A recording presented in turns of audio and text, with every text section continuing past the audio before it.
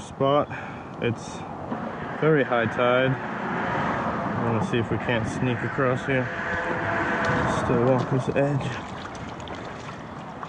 Get under this. The setup we got today is a PredatoryPursuit 3 LE rod and reel combo. It's 7 foot, medium power, fast action. I got spooled on some 40-pound braid. Tied directly uni to uni to 30-pound fluoro, and the jig head's tied with a non-slip loop knot. We're throwing around the 3.5-inch slam shady from Salt Strong.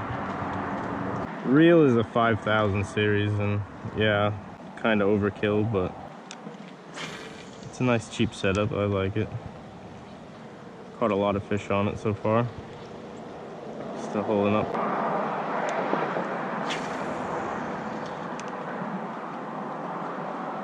I've caught some pretty big snook in this area, and actually my PB flounder. But really, you never know what you're going to catch. There's a little bit of everything in this creek.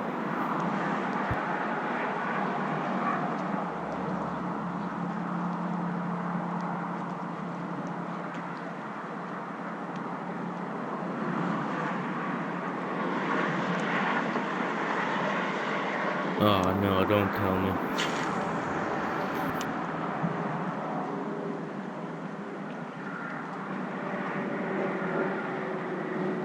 Yes, it is.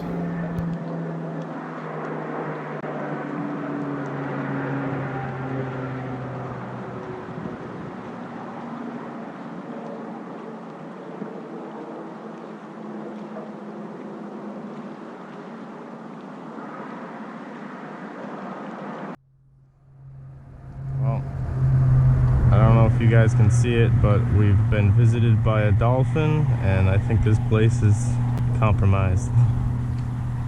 Let's see if he surfaces back up. There he is, right there in front of us.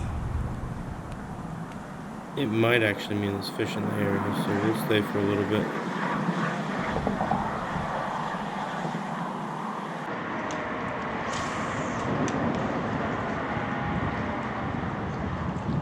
Just a troll under his bridge.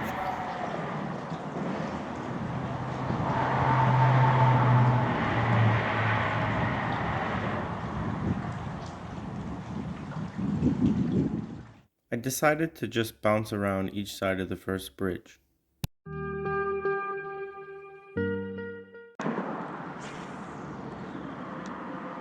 These bridges might not be the most peaceful place to fish with all the car noise, but it always produces something.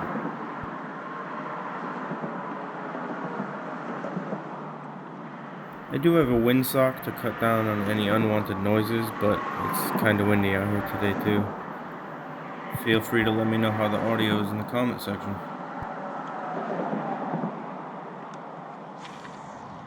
Anybody home?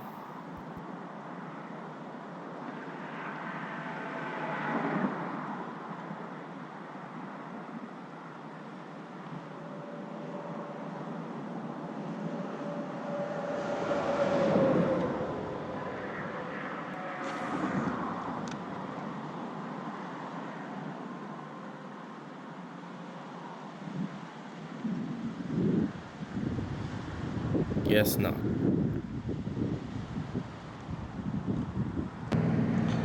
Let's pick up other people's trash while we're here.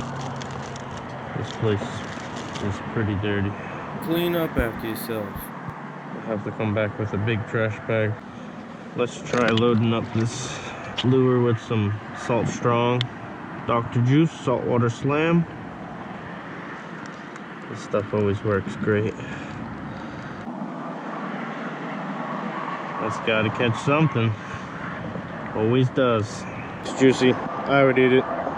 No longer standing in the water here. We're gonna give it a little bit longer, and then we're gonna move to the next bridge and see if we can't get something there. It does look like I got some bait right in front of me here.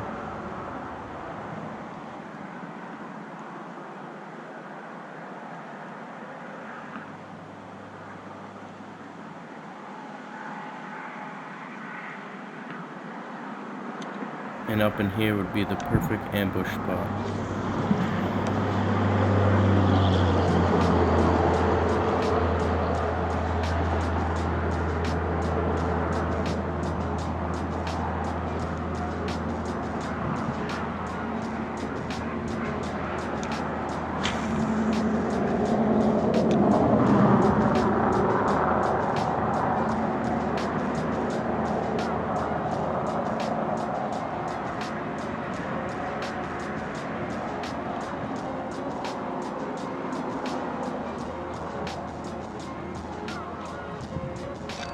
There's a fish. Something small. But it's our first recorded fish if we can land it. What do we got? A baby jack. I forgot my net.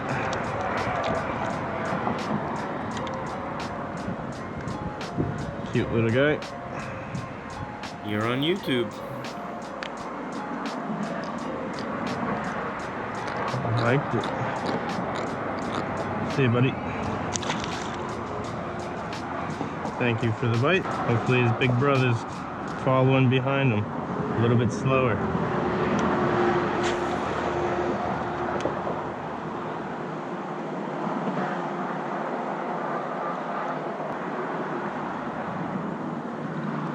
How's it going?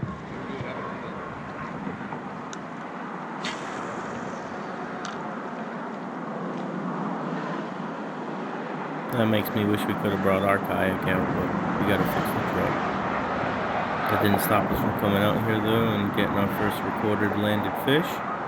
Making something happen. I thought once we pick up the camera we'd get skunked.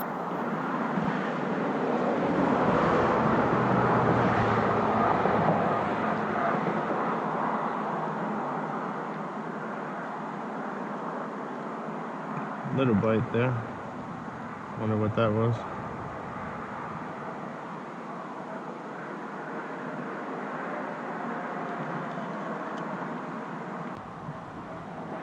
Puffer fish strikes again. It's all oyster bars, all on the bottom of this. And it's only around 4 feet deep. So you gotta be careful not to get hung up.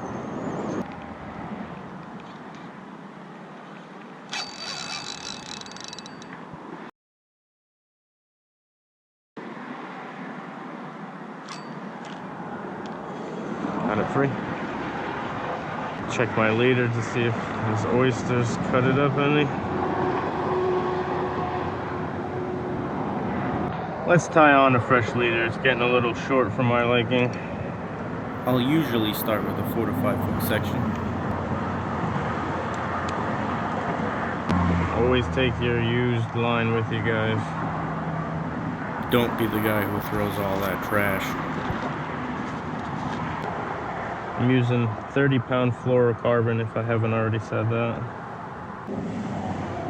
I'm just gonna uni to uni. Lay the lines parallel.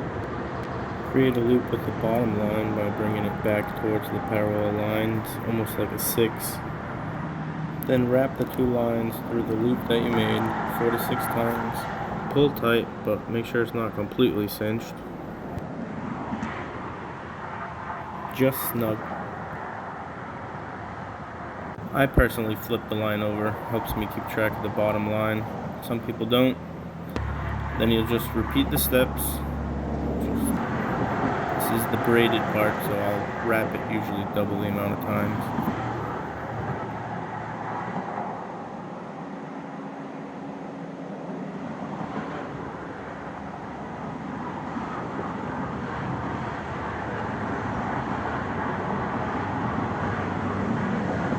Pull this knot tight and wet both of them.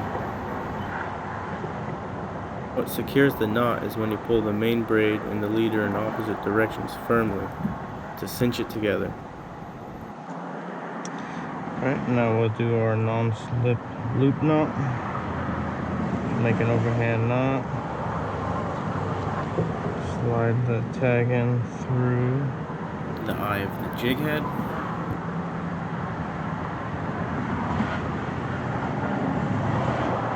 through the loop that you made.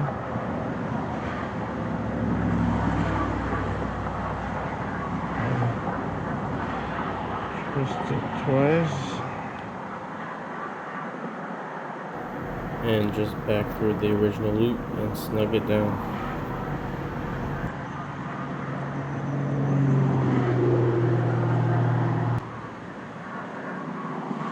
And now just cut all your tag ends. And we're ready to start fishing again. Well, I stayed at the first spot for way too long, and unfortunately the only thing I got from the second spot was this shot. So it's on to the last one.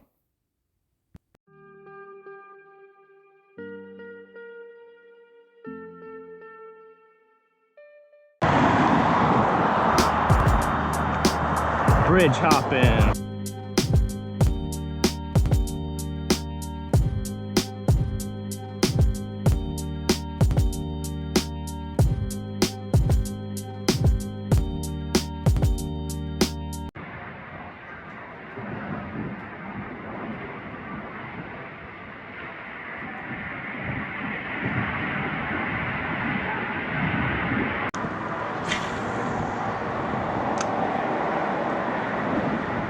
Pulled up to this spot to an awesome bird chow, and if anybody could let me know in the comment section what that was, it'd be appreciated. Hoping he brings me some good luck.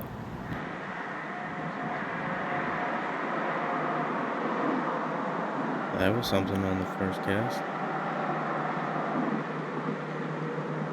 That doesn't feel right. Okay, well, something bit the tail off of that one.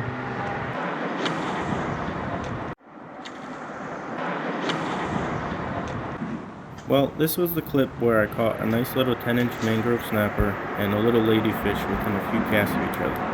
I thought my GoPro was recording, but unfortunately it had died. It's my fault, I only have 2 batteries, and one of them was only at 65% to start this trip. I have a couple more coming in. So I added in a couple clips messing around with my phone's slow-mo. I would just like to thank anyone who's watched this far into the video. I'm starting this channel because I think it would have been awesome to have a quick little edit like this of every outing I've had my first year here in Florida. To have my first overslot snook, or my first of every species I've caught here, or even my first shark encounter. If I had that all recorded, it would have been all amazing. And yes, I have pictures and release clips, but to have the whole fight recorded would be something else.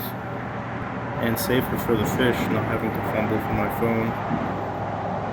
So here's to our second year in Florida, and I'd appreciate anybody who wants to come along for the journey.